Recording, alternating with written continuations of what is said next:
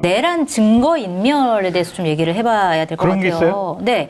뭐 아까도 얘기했지만 네. 김용현 전 국방부 장관이 자신의 공관에 있던 비상계엄 선포 관련 서류를 3시간에 걸쳐서 파쇄하도록 시켰다. 그러니까요. 이게 뭐 거의 자기의 뭐 비서 같은 뭐 집사처럼 일하던 이제 뭐 경호처 소속 행정관을 시켰다라는 건데, 그래서 휴대전화와 노트북을 망치로 파기하라고 했다라는 건데, 이거 어떻게 봐야 되는 거예요? 이게 전형적인 이제 증거인멸 같은데 네. 솔직히 그 노트북에 포고령만 있었겠냐고요.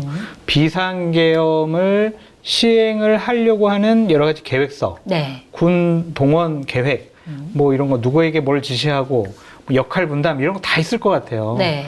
그러니까 이 노트북을 없애지, 이걸 그냥 포고령 하나만 있는데 노트북을 없애지는 않았을 것 같다.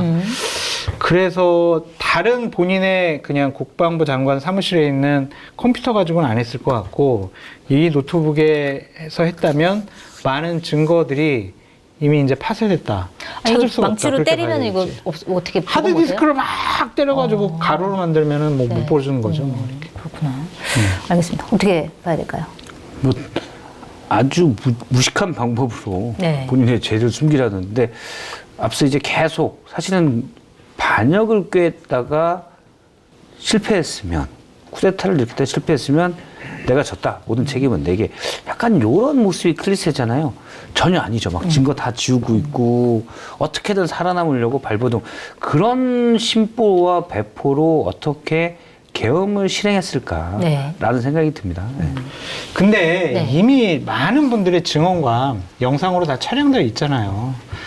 그것만 해도 충분하게 기소하고 재판으로 넘기는데 큰 문제가 없을 것 같다는 생각이 들어요. 아무리 증거를 인멸해도 이미 수많은 증거가 그렇죠. 또 다른 데 있기 때문에 충분히 증거와 죄를 증언 인정받을 수 있다. 다 있잖아요. 알겠습니다. 이번에는 김성훈 대통령 경호처 차장 얘기를 좀 해봐야 될 것 같은데, 이분도 증거를 인멸하려고 한 정황이 계속 보도가 되고 있습니다. 최근에 뭐 대통령실 관계자 조사를 한 내용을 보면 김성훈 차장이 비화폰 서버 관리자에게 연락해서 비화폰 통화 기록을 지우라고 지시했다라는 진술이 나왔다, 이런 보도가 나왔어요. 근데 김성훈 차장 같은 경우에는 그것뿐만이 아니라 뭐 이렇게 입 단속 시키고, 그 다음에 경호처에서 자기 말 안 들었던 사람들 뭐 대기 발령 시킨다든지 이렇게 인사 조처도 하고 이런 여러 가지 행동을 하는데, 이분은 사실은 구속도 안 되고 있어요. 이거 어떻게 봐야 되는 거예요? 저는 서부지검이 정말 잘못했다고 봐요. 네. 물론 이제 특수공무집, 제가 뭐 경찰에서 올라오는 송치 의견이 어떤 건지는 정확히 모르겠지만,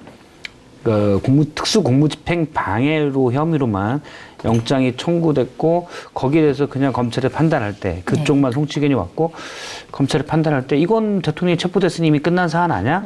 뭐 이렇게 판단할 수 있겠지만, 따지고 보면 그때 뭐 중화기로 막으라는 지시도 의혹을 받고 있고, 네. 또 무엇보다도 지금 나오는 거잖아요. 당시 계엄 당시 있었던 경호처와 안가를 중심으로, 그러니까 관저와 안가를 중심으로 있었던 여러 일에 대해서 대통령의 특히 통신 기록들을 다 삭제, 은폐하려는 시도, 네. 이걸 다 김성훈이 할 수 있잖아요.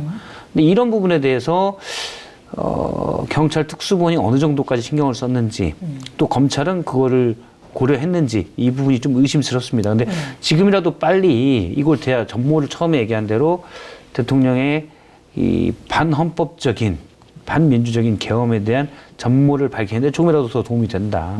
우리가 아주 간단하게 생각하면, 저도 이제 용산에 있는 분한테 얘기를 들으니까 실제로 자기가 목격한 것도 여사가 부의제로가 맞다라는 거예요. 네. 예를 들어서 경호처 인사다, 어디 이제 경호처 말고 다른 데 인사다, 인산을 들고 관저에 가면 여사가 이렇게 본다는 거예요. 쫙 보고. 대통령은 주변을 맴돈대요, 그냥. 아, 그래요? 만보기로 만보 채우려고 걷고 있는 건지 뭔지 모르겠지만 주변을 맴돈대요. 결제해 주실 때까지 초조한 마음으로. 그러니까 용산에서 온 사람이 결제서를 가져가고, 여사는 그냥 보고 있고, 대통령은 그냥 뭐 TV를 보도 왔다 갔다 하면서 주변을 뭐 계란말이를 하든 뭐 하든 왔다 갔다 한대요. 네. 뭐야? 이렇게 물으면 여사가 한마디 한답니다. 내가 이따 얘기해 줄게. 그래요? 네. 좀 용산, 양념 쳤지? 아니, 거의 안 쳤어요. 저 거의 양념 안 치잖아요. MSG는 오히려 빼면, 제가 뭘 뺐냐면, 대통령은 메리아스 발음으로. 메리아스 바람으로. 그 얘기를 제가 들었었는데 뺐어요. 그런 양념이 같아서. 여사는 메리아스 일본말 아닌가? 러닝. 러닝. 러닝. 난닝구라 그래요. 난닝구. 런닝 바람으로 주변을 맴돌고, 네. 여사는 보다가 그거가 무슨 뭐 특정 인사예요. 특정. 그러면은 뭐 장관 뭐 이런 건 아니고 제가 들은 얘기는 아니고 그냥 뭐 그런 인사인데 대통령이 뭐야 뭐 어떻게 되는 거야 물어보면 여사에 어디 내가 조금 이따 얘기해 줄게. 그럼 알았어. 그리고 이제 간다는 거예요. 자, 그렇게 실제 V0 역할을 했잖아요. 네. 그럼 계엄이라는 대통령 탄핵 심판이라는 정말 시대의 비극이 벌어지고 있는데 실질적인 V0는 그대로 있잖아요. 네. 그리고 그 V0의 임무를 충실히 수행했던 작살 김성훈 논께서도 네. 그대로 계시잖아요. 그럼 이건 방치해서는 안 될 일이죠. 그분이 어떤 직무 집행 능력을 가지고 있는 김성훈 차장이 여사의 뜻을 받들어 어떤 짓들을 할지 예를 들어서 뭐 다시 계엄을 하거나 그런다는 게 아니라 네. 무슨 증거인멸도 증거인멸이나 포함해서. 이런 것들 네. 할지 모르잖아요. 알겠습니다. 김성훈 차장의 증거인멸 정황도. 근데 공수처가 조금 좀 안이했던 것 같아요. 네. 여러 가지 혐의들을 다 정리해가지고 검찰에 구속영장 좀 청구해 주세요라고 했어야 되는데 그냥 그때 공무집행방에 이 혐의만 가지고 영장을 신청했다고 하더라고요. 네. 그래서 좀 검찰이 발빠르게 좀 움직여서 여러 가지 증거인멸 우려도 있으니까 빨리 좀 구속했으면 좋겠다. 네. 그래야 경호관들이 근무를 제대로 할 수 있지. 지금 김성훈, 이광호 이 사람들이 돌아와가지고 얼마나 불안하겠어요. 그러게 말입니다. 네. 오늘도 보니까 대통령 완전 근접 경호를 하고 있더라고요. 그러니까요. 네, 김성훈 차장. 내가 측근이야 막 이런 거잖아. 구속이 반려되고 다시 돌아왔잖아요. 경호처에. 네. 그 첫 회의 얘기를 제가 좀 들었는데, 네. 들었는데 저는 이제 그렇게 예측을 했어요. 제가 아는 사람들이 얘기한 거는 김성훈이 와서 또 미친 짓을 할지 모르니 돌아오면 안 되는데 막 이런 얘기를 하는데 제가 볼 때는 이분은 의리에 의한 충성파가 아니고 네. 출세와 영역을 위한 본인의 출세와 영역을 위한 충성을 했기 때문에 네. 그래서 이미 상황이 대통령이 체포해서 들어갔잖아요. 체포돼서 꺾인 걸 알고 이제 유화책을 시도할 거다. 네. 그렇게 진짜? 예상을 했거든요. 네. 근데 첫 회에서 딱 그랬다는 거예요. 내가 정말 너희들이 내 지시를 다 안 따르고 이런 걸 생각하면 다 인사 조치하고 싶은데 이제 우리에게 필요한 건 화합과 치유다. 네. 그러더니 일부 간부가 누군지 모르겠어요. 일부 간부가 그딴 소리 하지 마시고 오늘 이 사태에 책임을 지고 사퇴하십시오. 그랬다는 거예요. 그랬더니 그때부터 이제 본인이 이렇게 어떻게든 잘 버텨보려고 했는데 안 통했잖아요. 그러니까 김성훈 차장이 그때부터 고성을 지르면서 본성이 드러났다, 네. 본심이 드러났다. 그렇죠. 그 이후로. 일단 본인이 완전 엉망이었구나. 잘 지내보려고. 네. 그러니까 딱 그렇게 어떤 분이 얘기를 해서 그렇게 예측을 했어요. 이분의 관상 보면 안 되는구나. 어쨌든 여기서 관상 얘기하면 안 관상 됩니다. 얘기하면 이분의 스타일과 지금까지 행동들을 쭉 사람을 분석해 볼 연구해 본 그렇죠. 결과. 그렇죠. 네. 사람을 연구해 볼 결과 돌아와서 칼질을 하진 않을 거다. 아마 잘 지내보자고 유화책을 시도할 거다. 본인이 살아야 되니까. 그랬더니 정말 다음날 얘기해 주는데 하지만 진짜로 통하진 않았다. 그렇더라고 그러더라고요. 네. 그래서 분개한 어떤 간부가 막 당신 책임지고 사퇴하라고 어떻게 면목이 있냐고 그러니까 안 할 거라면서 소리 지르고 하다가 이제 각 본부장들이 사표 냈잖아요. 네. 당신도 사표 내라고 그러면서 거기까지 가 있다. 알겠습니다. 큰일 났네요. 엉망이네. 엉망이죠. 그리고 아까 김건희 여사가 V0라고 얘기했는데 이제 비슷한 얘기가 나왔습니다. 자, 경호처가 이례적으로 사실은 대통령이나 일부 국무위원들한테 나눠주는 비화폰이라는 거는 도청 감청을 못하게 막는 보안 휴대전화죠. 이거를 김건희 여사에게 제공했다라고 하는 의혹이 나왔어요. 그랬는데 김성훈 차장이 어제 청문회에 나와가지고 이거에 대해서 아니다라고 부인한 것도 아니고 확인해 줄 수 없다 이렇게 얘기를 했단 말이에요. 실제로 김건희 여사가 비화폰 갖고 있을 가능성 있을까요? 100%죠. 그래요? 확인해 줄 수 없다라는 거는 긍정의 표시라고 볼 수밖에 없어요. 네. 송채 반장님이나 박성태 실장님 국회 출입하면서 저한테 막 취재하시면서 여러 가지 물어봤을 때 네. 제가 사실인데 말할 수 없는 거는 확인해 드릴 수 없습니다. 라고 계속 얘기를 했던 거 아마 기억나실 거예요. 네. 이거는 긍정의 말이다. 근데 사실상 확인을 해주면 문제가 생길 것 같으니까 그렇다고 거짓말은 또 할 수가 없으니 네. 이렇게 얘기를 하면 좀 알아들으세요. 맞아요. 그런 뜻이죠. 그러니까 비화폰 갖고 있다는 거 뭐 여러 증언들이 나오고 있기 때문에 사실 맞다. 맞다. 윤건영 의원도 뭐 어떤 보고서 같은 걸 봤다면서요. 네. 맞다고 봐야 되겠죠. 어떻게 보세요? 저도 맞다고 봅니다. 그러니까 비아폰 기록, 서버 이런 것들 압수수색 못하게 하는 게 그런 것들이 다 드러나게 되니까요. 그러면 여사의 비아폰 통화 기록들을 보면 네. 비아폰을 누가 또 갖고 있냐면 국무위원들이 갖고 있잖아요. 네. 또 이제 군인들, 주군인들도 갖고 있었고, 그런데 물론 군인들과 통화했을 것 같지는 않아요. 그거는 모르죠. 워낙 이상한 일들이 많이 일어나니까 장담할 수는 없지만, 근데 국무위원들이랑 통화 기록도 있을 법하고 여러 기록들이 나오지 않을까라는 생각을 합니다. 네. 충분히 그 비아폰 관리를 경호처에서 했다 그러더라고요. 충분히 있을 수 있는 일이라고 봅니다. 만약에 이게 압수수색을 통해서 실제로 비화폰 통화 기록이 나온다고 하면 김건희 여사의 국정농단으로까지 이게 이어질 수도 있겠네요. 어떻게 보면은. 아니 뭐 한겨레에서 국정농단 했다고 계속 뭐 보도하시면서 뭘 물어봐요.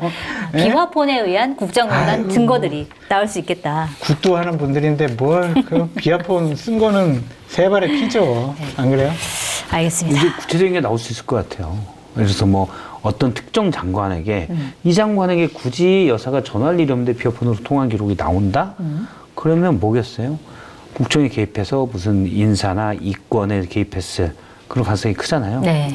그런 것들이 나오지 않을까라는 저는 생각을 합니다. 알겠습니다. 자, 이번에는 국민의힘 얘기를 좀 해봐야 될 것 같아요. 자, 일단 권영세 국민의힘 비대위원장이 내란 선전죄 등으로 고발당한 보수 유튜버 한 10명 정도에게 설 선물을 보냈다. 그리고 이거에 대해서 비판이 나오니까 이게 권영세 비대위원장이 아니 이분 대한 언론들인데 이거 그냥 명절 인사 차원에서 준 건데 뭐 과도하게 이렇게 해석하지 말라 이렇게 얘기를 했어요. 어떻게 저도 적절한 그냥 거예요? 뭐 관행적으로 보냈다라고 저는 생각을 하거든요. 네. 근데 뭐 민주당으로부터 고소고발 당해가지고 격려와 위로 차원에서 보냈다라고 해명을 했던데 관행적으로 보냈다고 하더라도 현재같이 좀 민감한 시기에는 네. 야 이건 좀 보내지 말자. 지금 또 문제 생기겠다. 말 나올 거야. 그런 정무적인 판단이 좀 부족하지 않았느냐 그런 생각이 들고 좀 뭐 그렇게 크게 비싼 것도 아니고 김 곱창김. 이렇게 네. 보낸 거 가지고 너무 또 우리가 비판하는 것도 좀 명절의 인지상정상 문제가 있지 않나 네. 그런 생각이 좀 들어요. 그렇게 보시는 거예요? 저는 좀 뭐 이 상황과 관련해서는 그렇게 크게 뭐 문제 삼고 싶은 생각은 별로 없어요. 알겠습니다. 저도 선물 자체로는 문제 삼고 싶은 생각은 없습니다. 관행적으로, 관례적으로 보냈다고 그러고, 예를 들어서 600명 넘는 인원에 대해서 사실은 뭐 다 찬찬히 뜯은 것도 이 시국에 비대위원장이나 원내대표나 이런 분들이 할 일은 아니거든요. 그냥 뭐 그런가 보다 하는 거죠. 사무처에서 하면 그냥 사인하는 그렇죠. 거지. 하는 거지. 그렇게 보는 게 맞다고 네, 보고. 네. 그런데 물론 이제 챙겼어. 이분들 꼭 챙기지. 그런 말이 있을 가능성도 있죠. 그렇죠. 하지만 우리가 그건 확인이 안 되니까. 근데 문제는 그 뒤에 나온 반응들이에요. 네. 그리고 권성동 원내대표가 아니 이분들이 대한 언론으로서 역할도 하고 이런 식으로. 네. 지금 구구 유튜버들 때문에 네. 때문은 아니죠. 기본적으로 대통령 본인 때문이에요. 네. 본인이 망상에 빠져 있었고 비판을 견디지 못하는 그런 성품이었기 때문에 계엄을 일으킨 건데 거기다 폭력성도 있었고 민주주의에 대한 이해도 부족하고 계엄을 일으킨 건데 이분 그 자극을 한 게 극우 유튜버들이잖아요. 망상 세계로 이끈 전령들이에요, 대통령을. 그런데 여당 원내대표가 이 상황의 심각성을 안다면 극우 유튜브랑 선을 그어야죠. 그렇게 그으려고 계속 노력해야 되는데 아마 권성동 원내대표 제가 볼 때는 그 스타일상 결국엔 선을 그을 거예요. 지금은 유리하기 때문에 네. 계속 활용하고 있는데 계엄을 일으킨 세력 그리고 그 세력을 두둔하고 있는 극우 유튜버 이거에 유리하기 때문에 이들을 활용하고 있다? 이거는 기본이 안 돼 있는 거죠. 네. 대한민국 정치인으로서 기본이 안 돼 있는 거고 저는 그런 게 훨씬 더 문제다. 그래서 권영세 비대위원장, 권성동 원내대표 등 이 네.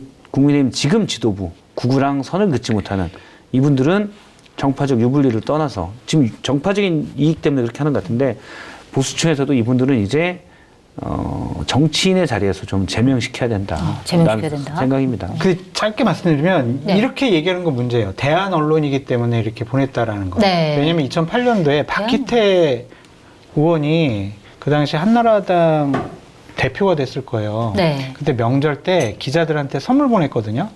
그때 선관위에서 이거는 선거법 위반 혐의가 있다고 그래가지고 되게 세게 문제 삼았어요.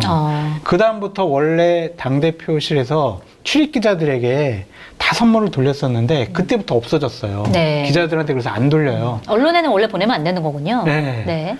그런데 지금 대한 언론이라고 하면서 보냈다라는 거는 이건 선거법 위반 혐의라고 볼 수도 있죠. 네. 그래서 그냥 당직자들 또 당협위원장들, 국회의원들 자기들끼리 선물 주고 받는 거 그거 해야지 딴 데 돌리는 거는 문제가 될 수 있어요.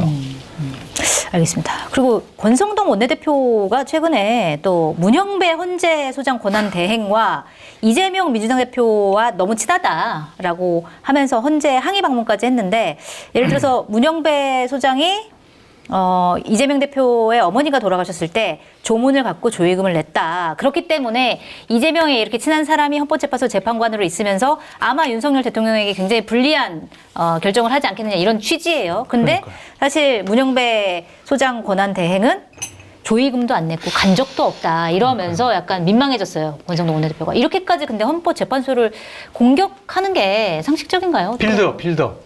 이제 헌법재판소가 인용 결정을 내더라도 네.